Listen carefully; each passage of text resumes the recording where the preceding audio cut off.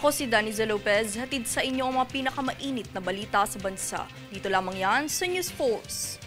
Sa ulo ng mga balita, DOJ nagbabalang mananagot ang sinumang opisyal ng gobyerno na makikipagtulungan sa ICC.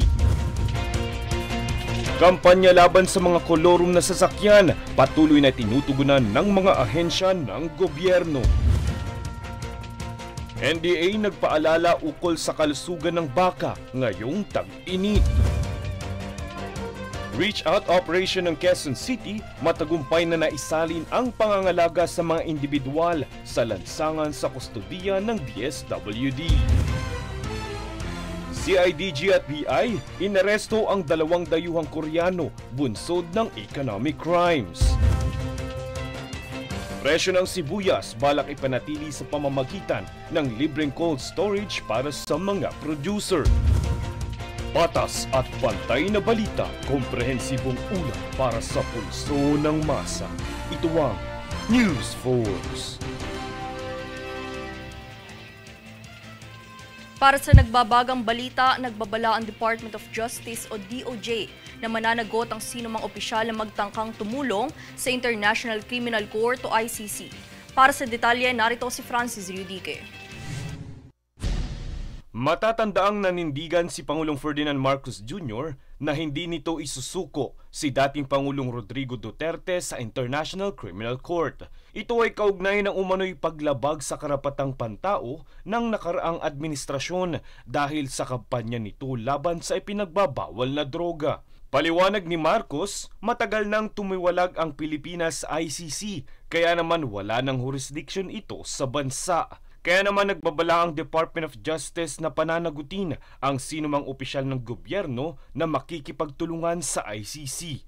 Ayon kay DOJ Assistant Secretary Jose Dominic Lavano IV, maaari silang kasuhan sa paglabag sa probisyon ng RA 6713 o Conduct of Public Officers, Gross Neglect Duty or Disobedience to Authorities. Ang pahayag na ito ay matapos sabihin ni Senator Antonio Trillanes na ang mga ICC investigators ay nakikipag-ugnayan na sa mga aktibo at dating opisyal ng PNP.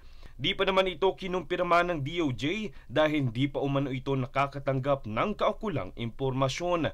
Paggigit pa ng DOJ, marami na umanong malalakas na kaso ang naisampa sa mga opisyal na sangkot sa extrajudicial killings na malinaw na refleksyon na gumagana ang justice system sa bansa.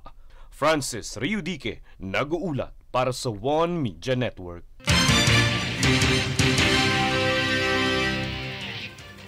Sa ibang balita, pinaimbestigahan ng Energy Regulatory Commission o ERC ang posibleng paglabag ng mga generation company kaugnay ng malawakang power outages sa Luzon at Visayas.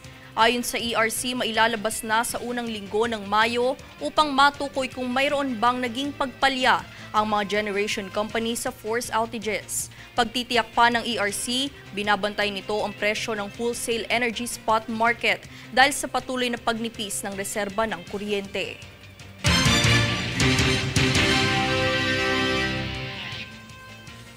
Pagsisilbi bilang boses sa adhikain ng bawat mamamayang Pilipino, ito ang ginugunita at itinataguyod ng kapisanan ng mga broadcaster ng Pilipinas o KBP sa pagdiriwang ng ika-51 anibersaryo ng responsableng pagbabalita sa bansa.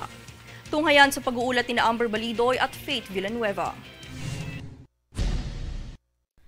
Dinaluhan ng mga respetadong mamamahayag at mga opisyal nito ang ika-51 anibersaryo ng kapisanan ng mga broadcaster ng Pilipinas o KBP na ginanap sa Manila Golf Club sa Makati City nitong Huwebes, ika-25 ng Abril. Sa pagbubukas ng nasabing selebrasyon na pinangunahan ng tambalang host na sina Nicole Yala at Chris Chuper, ay tampok din ang iba't ibang pagtatanghal mula sa mga guest artist, kabilang na ang stand-up comedian na si Attorney Edward Chico at ilang pagtatanghal mula sa ABS-CBN New Gen Champs at TV5 talent na si Sam Coloso. Alinsunod sa temang Empowering People's Voices and Aspirations, naging punong abala ang mga KBP officers, Board of Trustees, kasama na rin ang Standards Authority Directors sa paglulunsad ng pagdiriwang. Na pinamunuan ni na KBP Chairman Ruperto Nicdao Jr., KBP President Noel Galvez, KBP Vice Chairman Herman Basbaño, at ang KBP Director Anniversary Committee Chair, Lorlyn Velarde. Naging panauhing pandangal sa pagdiriwang si House Speaker Ferdinand Martin Romualdez na binigyang pagkilala ang institusyon sa patuloy na pagganap ng mahalagang papel sa paghubog ng industriya ng broadcasting, higit lalo sa pagsugpo laban sa fake news, maling impormasyon at disinformation, lalo na sa social media. I commend the KBP for maintaining rigorous standards of truthfulness and fairness. Your unwavering commitment to these values showcases the best of Filipino broadcasting and fortifies our democratic institutions. As we move forward, let us continue to champion the principles of professional integrity and excellence in broadcasting. Together, we will usher in a new era for Philippine media, reinforcing its role as a pillar of truth and a beacon of professionalism on the world stage. Mabuhay ang KBP, mabuhay ang Pilipinas. Kasama ang One Media Network sa pagdiriwang ng ika-51 anibersaryo bilang miyembro ng samahan. Kami at ang iba pang kaanib ay nakikiisa sa pagpupugay sa lahat ng broadcaster na patuloy sa paghahatid, malayang pamamahayag, responsableng pagbabalita at pagpapaigting ng serbisyo publiko. Ako si Amber Balidoy. At ako naman si Faith Villanueva. Para sa One Media Network.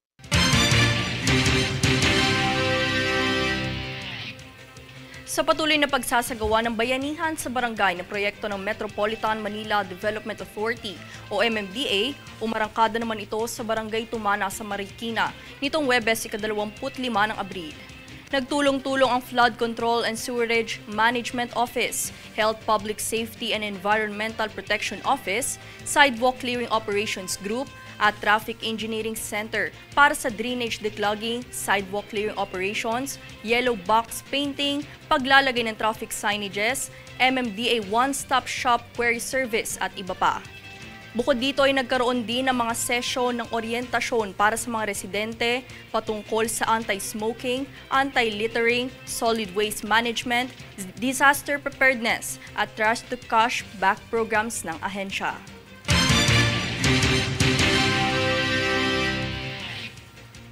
Samantala, patuloy ang pagsasagawa ng ilang ahensya ng gobyerno sa operasyong kontra kolorum ng mga sasakyan alinsunod sa pagpapaigting sa kampanyang ito kung saan kamakailan lamang ay nadiskubre na naman ang isang iligal na terminal na mga pampasaherong van sa lungsod ng Pasay.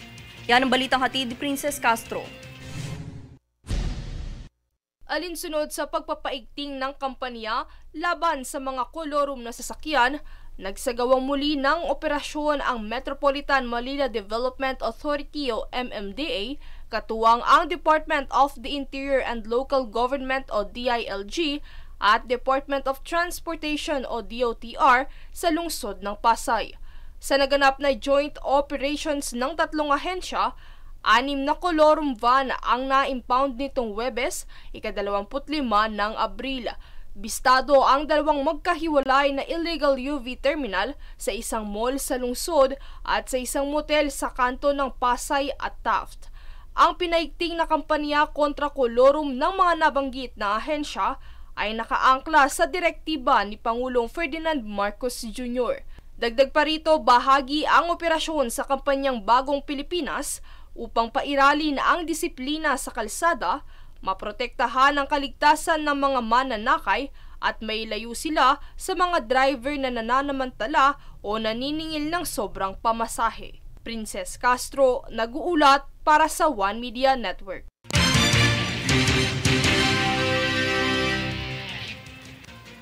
Alinsunod sa layuning palawigin ang pagkakaroon ng co-working spaces sa iba't ibang sulok ng bansa, nagsagawa ng contract signing ang First Global Conglomerates Incorporated at International Workplace Group upang dalhin ang kauna-unahang co-working spaces sa labas ng Metro Manila na magbubukas sa Carmona, Cavite. Ang mga dapat abangan alamin sa muling ulat ni Princess Castro. Nagsagawa ng isang contract signing ang First Global Conglomerates Incorporated o FGCI at International Workplace Group o IWG nitong Huwebes, ika-25 ng Abril sa First Global Technopark. Ito ay upang dalhin ng IWG ang kanilang kauna-unahang co-working spaces sa labas ng Metro Manila, partikular sa Carmona, Cavite. Ang co-working space ay isang shared office kung saan maaaring magsama-sama ang iba't ibang empleyado mula sa iba't ibang kumpanya para sa tinatawag na flexible working space. Isa ang regu sa mga brand ng IWG na nag-ooperate sa Pilipinas kung saan hatid nito ang hybrid flexible workplace solution para sa international businesses sa bansa. Sa isang eksklusibong panayam ng One Media sa Senior Vice President ng Asia Pacific North na si Ginoong Lars Wittig, sinabi nitong isa sa magagandang dulot nito ay ang mabawasan ang mabigat na daloy ng trapiko sa Metro Manila dahil mababawasan na rin ang mga magko-commute ng mga empleyado patungong NCR. Right now, Carmona is helping Metro Manila by alleviating the pressure on Metro Manila. We all know the traffic up there, pollution, etc. And the employees certainly know the commute from Carmona and places like Carmona all the way to CBD on a daily basis. Then we also know that about 7% of the nation's total GDP is in the immediate area south of Metro Manila.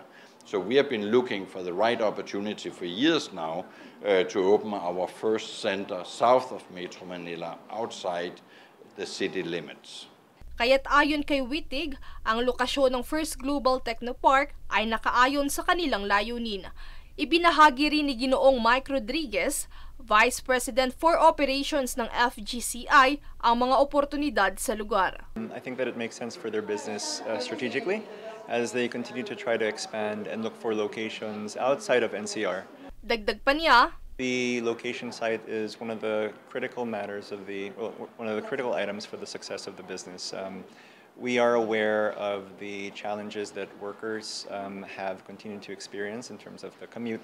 And I think that a lot of attitudes have changed after the COVID lockdown period. And so, being mindful of the growth of flexible workspace and the importance of remote working programs that are being adopted by employers in the Philippines. And there's a lot of workforce here in the Calabarzon area. So we think that we can tap into that by opening the center here in the Technopark.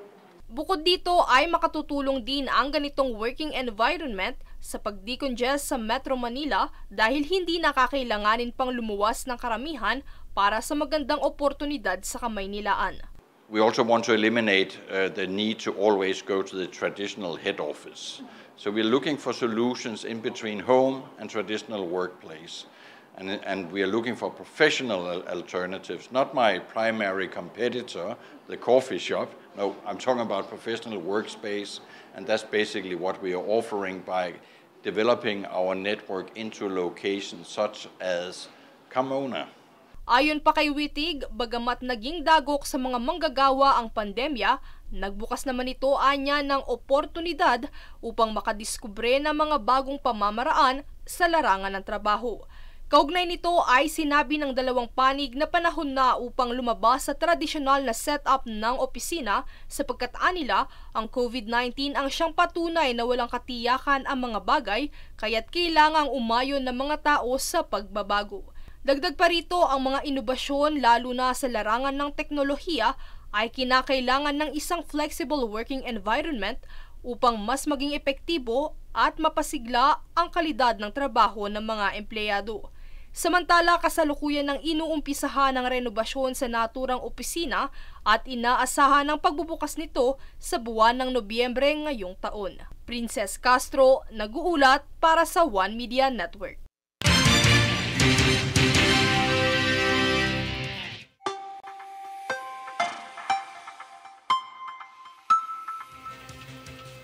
Sa ating ulat panahon, titindi pa rin ang init sa bansa kung saan makakaranas ng 43 degrees Celsius na heat index ang Ninoy Aquino International Airport o NAIA Pasay City, habang 44 degrees Celsius naman sa Quezon City, Manila. Bukod dito, nananaig din ang epekto ng easterlies kung saan asahan ang bahagyang maulap na papawirin na may pulo-pulong mga pag-ulan o pagkidlat-pagkulog sa Kamaynilaan at natitirang bahagi ng bansa.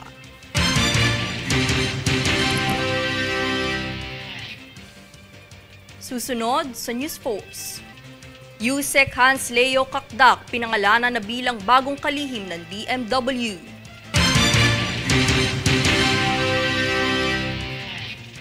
NDA nagpaalala ukol sa kalusugan ng baka ngayong tag-init.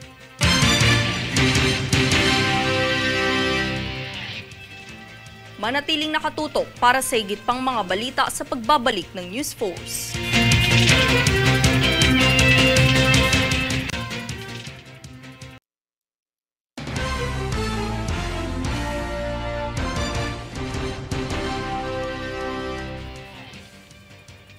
Ipinagutos si Pangulong Ferdinand Bongbong Marcos Jr. na mas palakasin ang kampanya ng pamahalaan sa mga kaso ng online sexual abuse and exploitation of children. Para sa detalye, narito si Francis Riudique. Ayon sa Department of Justice, nananatiling talamak ang mga kaso ng child abuse at exploitation sa Pilipinas. Ayon sa datos ng National Center for Missing and Exploited Children, nakatanggap ito ng tinatayang 2.7 milyon na kaso ng inabuso at sinamantala ng mga kabataan sa Pilipinas sa loob lamang ng isang taon noong 2023. Kaya naman direktiba ni Pangulong Ferdinand Marcos Jr. mas palakasin ang pagtugon sa mga insidenteng ito. Partikular niya itong iniutos sa Department of Interior and Local Government o DILG at Philippine National Police. Aniya, mas paigtingin ang pagmonitor at panguhuli ng mga mastermind sa likod ng krimeng ito. Ayon naman sa Philippine National Police, naghahanda na ito upang matukoy ang mga AI-generated na materyales na ginagamit sa pananamantala sa mga kabataan. Kasalukuyan na umanong nagsasanay ang mga kapulisan upang magamit ang isang plataporma na tutugon dito. Pagtitiyak pa ng PNP, makikipag-ugnayan ito sa mga pribadong sektor, non-government organizations at social media platforms upang masugpo ang krimeng ito. Francis Riudique, nag-uulat para sa One Media Network.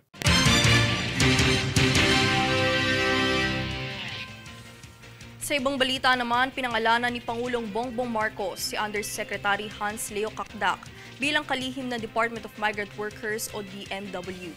Bilang kalihim ng kagawaran, nagsilbi muna siyang officer in charge ng DMW kasunod ng pagpanaw ng DMW Chief Susan Toots Ople noong nakaraang taon.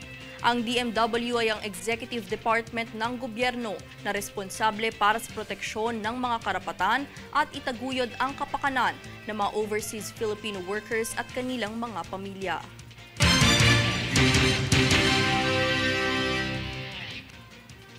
Ngayong panahon ng tag-init, nagpaalala ang National Dairy Authority o NDA ukol sa epekto nito sa mga bakang pinagkukunan ng gatas, kung saan mahihirapan ang mga baka na makapagbigay ng sapat na gatas gawa ng ang enerhiyang kanilang kinakailangan upang mapanatili ang temperatura ng katawan na kailangan para makagawa ng gatas. Mungkahi naman ng ahensya, ang Slick G na uri ng baka ay may kakayahang kontrolin ang temperatura sa kanilang katawan, kung saan maaari rin itong gamiting paraan ng mga dairy farm upang mas abot ang produksyon ng gatas.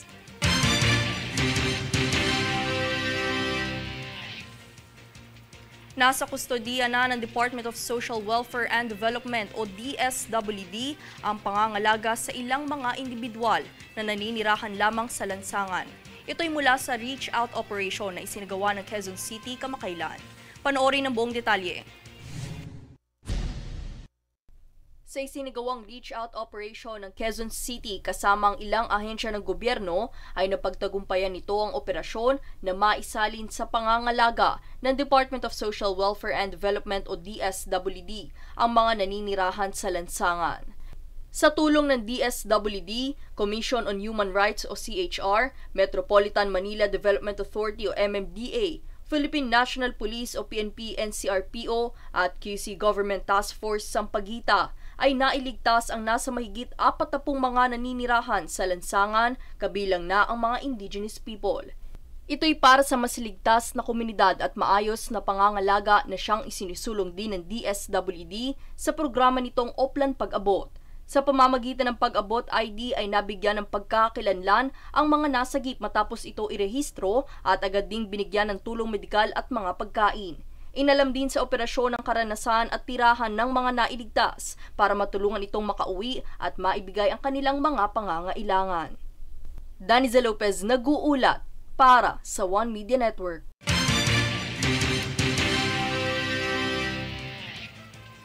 Nitong kamakailan lang sa National Headquarters Port Area sa Manila ay kinilala ng Coast Guard Public Affairs Service ang Coast Guardians at media partners na gumanap na makabuluhang papel sa pagsusulong ng information operations ng Philippine Coast Guard o PCG. Sa nasabing seremonya ng paggawad ay kinilala nito ang mga opisyal at tauhan ng PCG, mga miyembro ng PCG Auxiliary, gayon din ang mga media production team sa likod ng mga programa sa telebisyon at radyo. Matatandang noong 2023, pinalitan ang pangalan ng Coast Guard Public Affairs Office at naging Coast Guard Public Affairs Service upang suportahan ang pagpapalawak ng mga tungkulin nito sa pamamahala ng pampublikong impormasyon at pagbuo ng mas matibay na ugnayan sa mga stakeholders sa iba't ibang sektor.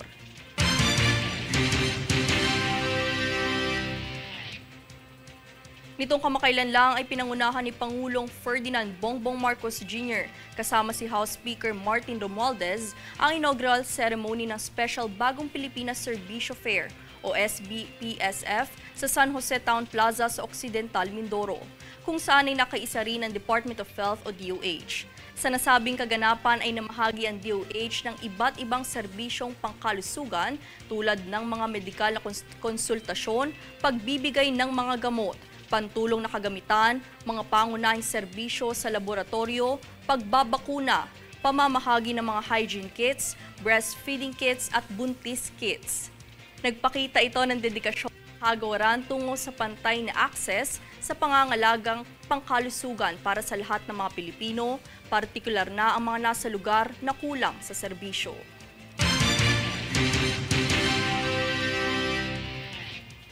Para sa mga mahihilig magbasa, ay inilunsad na ng Philippine Book Festival ang mga obra maestrang libro na likhang Pinoy. Narito ang iba pang detalye.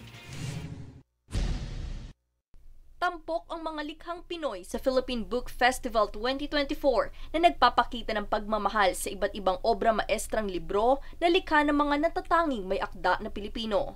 Sa imbita ng National Book Development Board Philippines ay hinikayat nito ang mga bookworm na tuklasin ang ganda ng mga nilalaman sa libro na likhang Pilipino. Ang mga libro sa exhibit ay nagmula sa iba't ibang publishing company, universidad at independent publishers sa Pilipinas. Itinampok din ng mga pambata at makasaysayang libro na siyang magbibigay aral at kaalaman sa bawat magbabasa. Ito'y nagumpisang magbukas sa publiko kahapon ika-25 ng Abril kung saan bukas ito hanggang ika-28 nitong buwan sa World Trade Center, Pasay City, Manila. Daniza Lopez nag-uulat para sa One Media Network.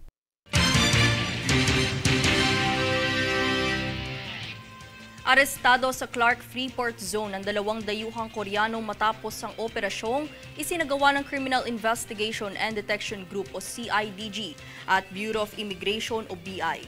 Para sa iba pang detalye, tunghaya ng balitang hatid ni Jade Buhoy. Arestado ang 2 Koreano matapos ang operasyong isinagawa ng Criminal Investigation and Detection Group o CIDG at Bureau of Immigration o BI sa Clark Freeport Zone nitong kamakailan. Ayon sa ulat, ang mga arestado ay kinilala bilang sina Choi Swang-won at Kang Sung-hoon dahil sa pagkakasangkot sa kasong kaugnay ng mga krimen sa patakaran ng ekonomiya ng South Korea kung saan nakakulimbat sila ng 850 million Korean won. Pahayag naman ni BI Commissioner Norman Tansinko ang nasabing pag-aresto ay kinakailangan upang masigurado ang kaligtasan at kaayusan ng bansa at karating nito. Layunin rin nila ang pakikipagsanib puwersa sa mga ahensyang pangseguridad upang mapuksa ang isyu ng pamamalagi ng mga pugante sa bansa. Jade Buhoy, nag-uulat para sa One Media Network.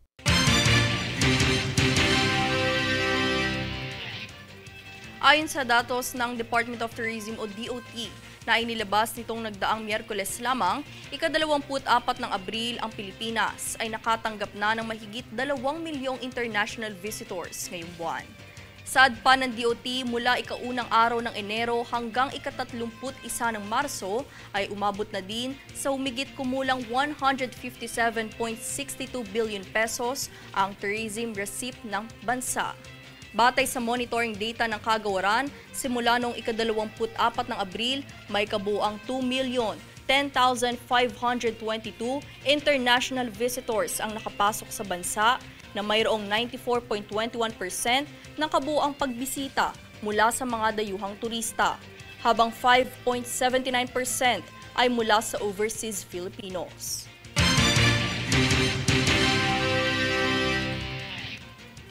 Sinigurado ni Pangulong Bongbong Marcos Jr. na mapapanatili ang kasalukuyang presyo ng sibuyas sa pamamagitan ng talakayan sa mga producer nito sa rehiyon ng Mimaropa at ng Department of Agriculture o DA.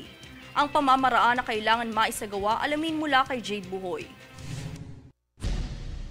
Sa pamamagitan ng pagpapatayo ng cold storage facility sa mga lugar ng Mindoro, Marinduque, Romblon at Palawan o Mimaropa sa mga producer ng sibuyas, nangako si Pangulong Bongbong Marcos kaugnay ng Department of Agriculture o DA na mapanatili ang presyo nito sa merkado. Anila, ang pagpapatayo ng mga cold storage warehouse ay makakatulong upang ipanatili ang produksyon nito sa kabila ng lagay ng panahon ngayon. Bahagi ng Pangulo, ang isyong kinakaharap ngayon ay ang sobrang produksyon nito kung kaya't bababa ang presyo. Dagdag pa niya, mainam ang pagkakagawa ng cold storage dahil solar powered ito para sa abot kayang paraan ng pagpapanatili. Bahagi sa talakayan ay ang pagsasaad niyang mabibigyan ng pwesto sa mga trading center ang mga magsasaka at kooperatiba upang hindi na aniya kailangan bumiyahe sa mga malalayong lugar para maibenta ito sa merkado.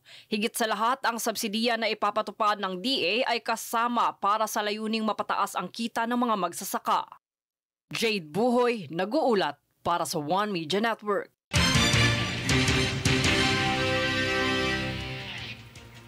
At narito ang recap ng mga nagbabagang balita ngayon. Sa ulo ng mga balita, DOJ nagbabalang mananagot ang sinumang opisyal ng gobyerno na makikipagtulungan sa ICC. Kampanya laban sa mga kolorum na sasakyan, patuloy na tinutugunan ng mga ahensya ng gobyerno. NDA nagpaalala ukol sa kalusugan ng baka ngayong tag-init. Reach-out operation ng Quezon City, matagumpay na naisalin ang pangangalaga sa mga individual sa lansangan sa kustodiya ng DSWD. CIDG at BI, inaresto ang 2 dayuhang Koreano bunsod ng economic crimes. Presyo ng sibuyas balak ipanatili sa pamamagitan ng libreng cold storage para sa mga producer. Patas at pantay na balita, komprehensibong ulat para sa pulso ng masa. Ito ang News Force. At yan ang pinakamainit na mga balita ngayong araw. Manatiling nakatutok sa aming mga ulat at updates sa aming Facebook page, facebook.com/OneMediaNetwork. Ako si Daniza Lopez at ito ang News Force.